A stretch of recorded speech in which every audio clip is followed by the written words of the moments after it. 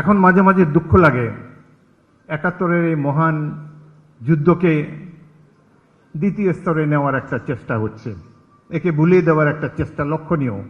যারা এই সংগ্রামে সেদিন যোগ দিতে পারে নাই তাদের একটা প্রচ্ছন্ন ইচ্ছা যে ৭১ মানুষ ভুলে যাক, কিন্তু কোনো সংগ্রামের কথাই তো মানুষ ভুলবে না, কারণ এটি জাতীয় সংগ্রাম। অগণিত মানুষ গ্রামে গঞ্জে শহর বন্দরে স্বতঃস্ফূর্তভাবে এসে এই মুক্তি সংগ্রামে অংশগ্রহণ করেছে।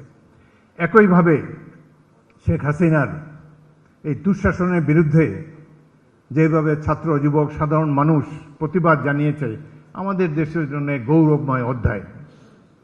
পৃথিবীতে কটা জাতি আছে বাঙালিদের মতো এত সংগ্রাম করতে পারে? আমরা নিজেদেরকে ছোট ভাবি, দারিদ্র কবলিত দুর্নীতিবাজদের দেশ বলে মনে করতে পারি, কিন্তু এই দেশ তো আবু সাঈদের দেশ।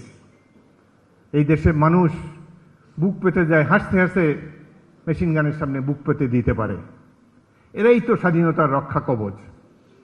আজকে সংস্কার নিয়ে অনেক কথাবার্তা হচ্ছে, রাজনৈতিক দলগুলোর মধ্যে ঐক্যমত প্রতিষ্ঠিত হচ্ছে না। একটু আগে আমার আগে আমির খসরু সাহেবও বলে গিয়েছেন, সব দল তো ঐক্যমতে আসতে পারে না, তো তাহলে তো আমরা একই দল থাকতাম। বিভিন্ন রাজনৈতিক দল কেন?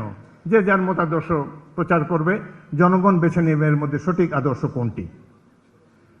মিনিমাম একটা কনসেনসাস থাকা দরকার, সেটা তো আছে।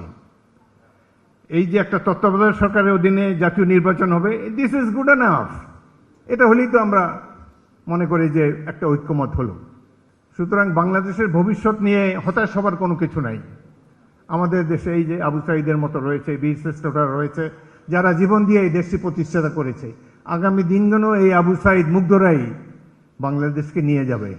আরেকটি জিনিস, আমরা এখানে বিভিন্ন রাজনৈতিক দলের নেতৃবৃন্দ আছি, রাজনৈতিক নেতাদেরকে বুদ্ধিহীন ভাববেন না।